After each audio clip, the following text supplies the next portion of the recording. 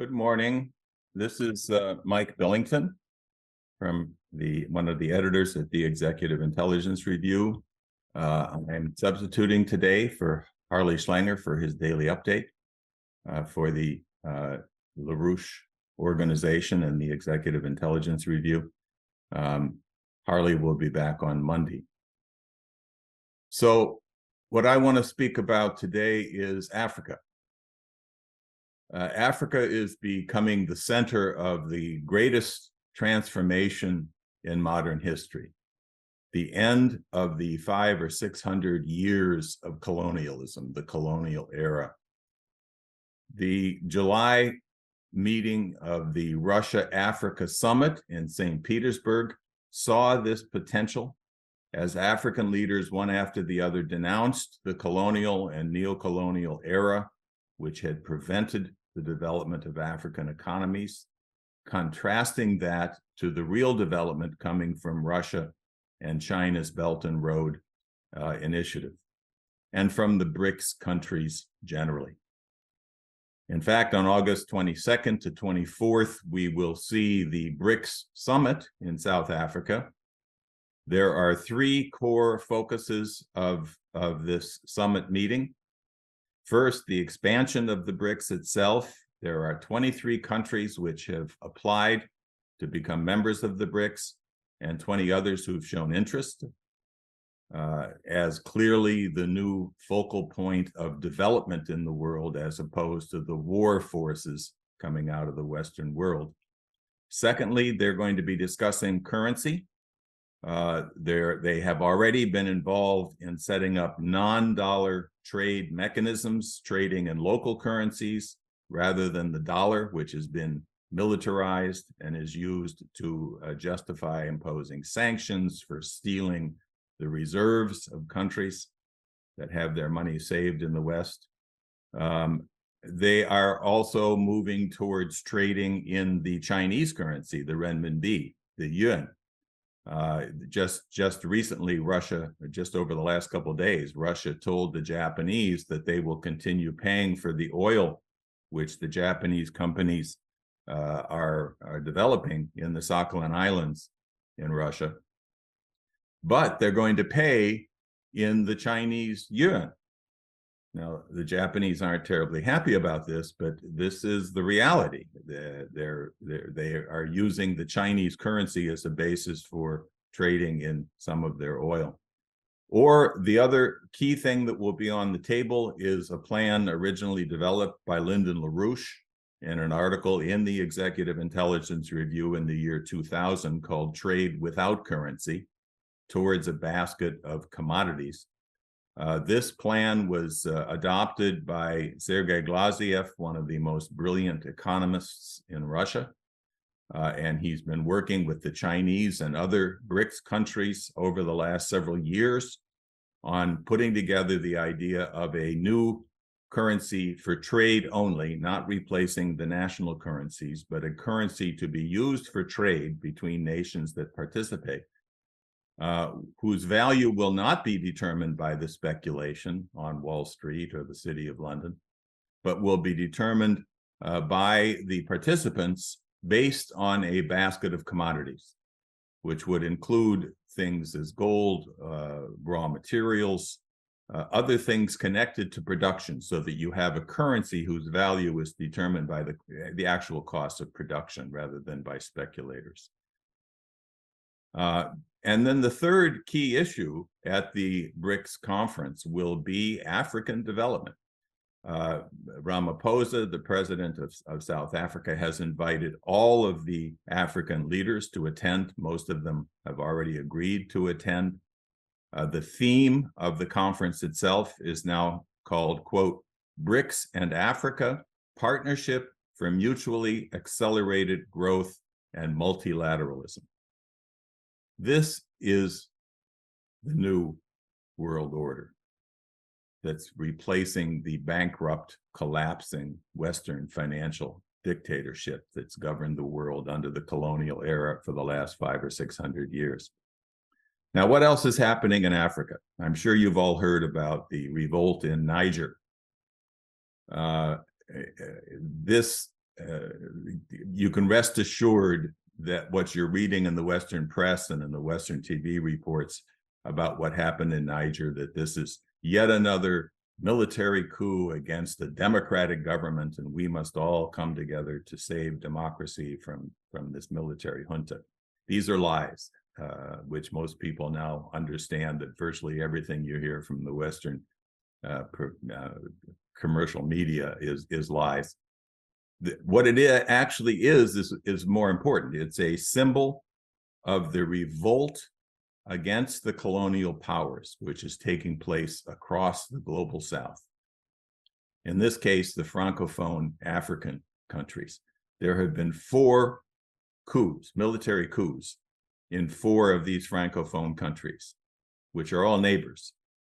The first was in Mali in the year 2020, then Guinea in 2021, Burkina Faso in 2022, and now Niger this year in 2023. In all 4 cases, the first thing they did was to expel the French security forces who were supposedly in their country to help fight terrorism, but which they recognized was simply a continued colonial occupation of their country. Niger's new leader, Abdurrahman Chiani, gave the French 1,500 troops based in Niger 30 days to withdraw, to go home. And they suspended uranium exports.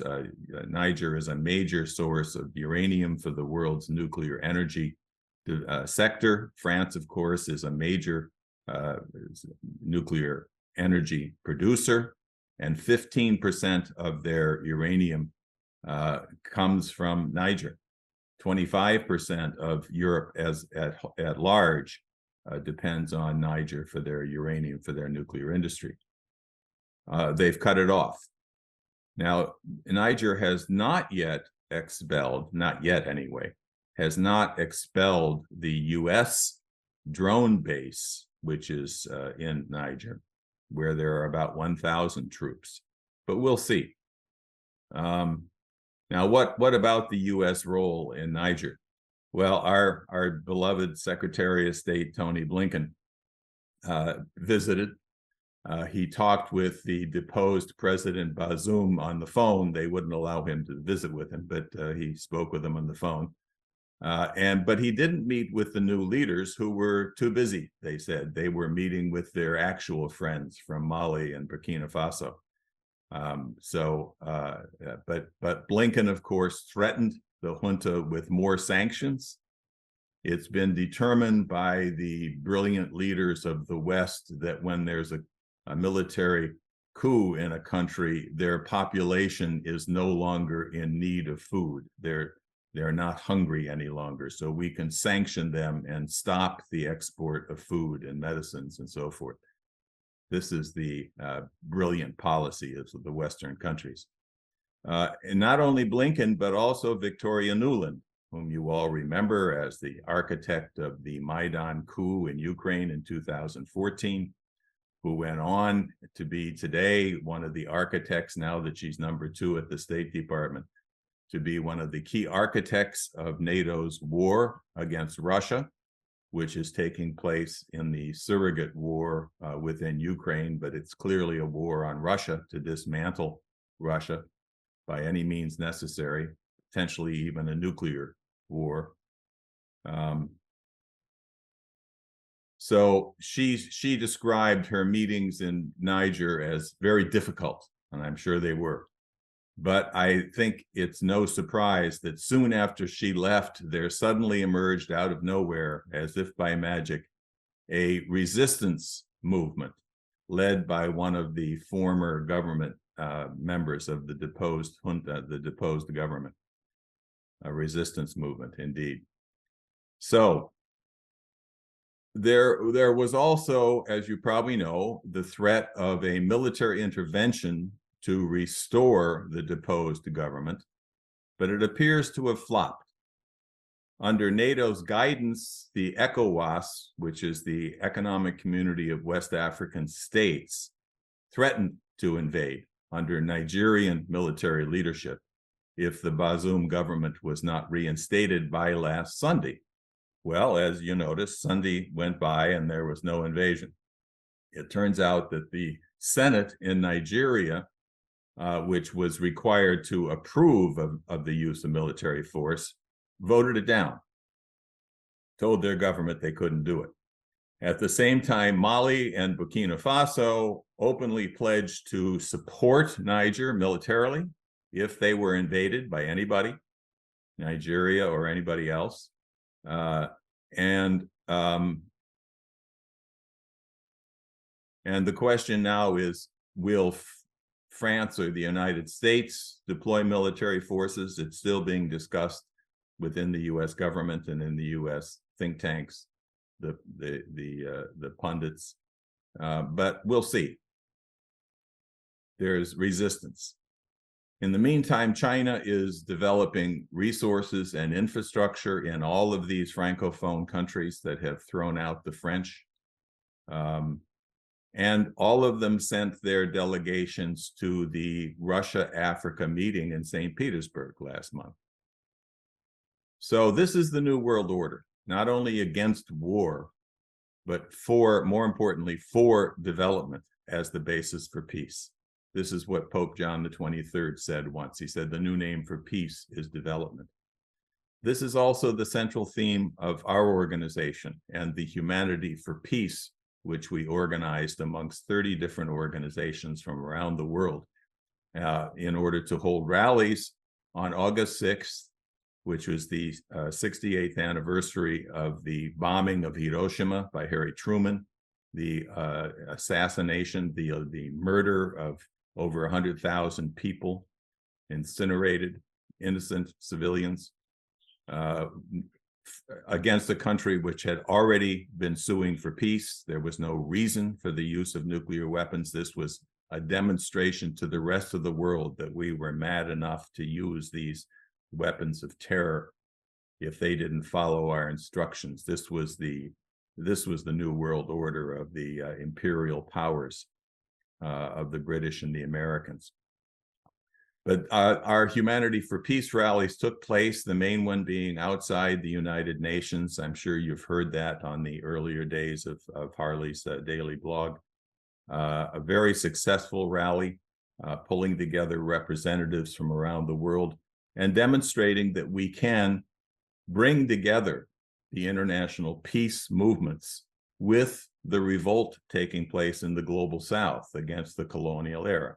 These can be brought together around the idea of development, a new architecture guaranteeing both security and development for every country on earth.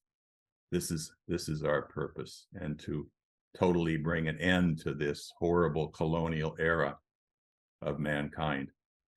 So lastly, let me mention that the Western banking system is indeed crumbling. Following the crash of several major banks in the spring, starting with the Silicon Valley Bank in March, and then later the collapse of Credit Suisse, a major bank in Switzerland. It was declared by the pundits and the media and so forth that the crisis was over.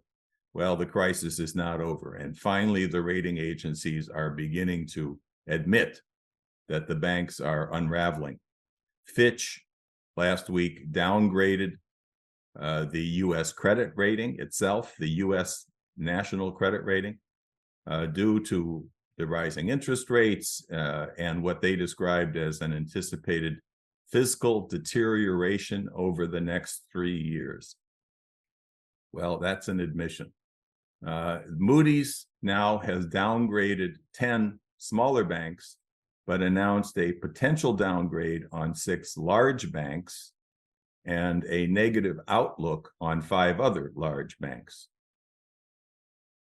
So it's beginning to be admitted that we're watching the disintegration of the Western banking system through its policy of sanctions and believing it was still the unipolar Lord of the universe who could declare any policies we wished, and the obedient servants would follow. That's not the case anymore. The Fed announced just yesterday that the 25 largest banks in the United States have lost a total of nearly $1 trillion in their total deposits, a whopping 8% of the total. Since April, this is all since April, since the end of the so-called banking crisis, demonstrating that the crisis is far from over, as the pundits have been claiming. So this is what has to be replaced. This is what the LaRouche movement is committed to achieving internationally with the support of people from all over the world, standing up to end the colonial era, to end the era of wars and unipolar power, and creating the new architecture of security and development. Thank you. I was glad to be here today. Stuart Battle will be doing Harley's broadcast tomorrow morning, and Harley will be back, I believe, on Monday. So I hope you are reading the Executive Intelligence Review. If you haven't, please go to the Executive Intelligence Review website and subscribe to the EIR so that you continue getting this level of intelligence on a daily basis and use it to help us recruit broader and broader layers of citizens of the world, working with us to bring about this new era of prosperity and development. Thank you.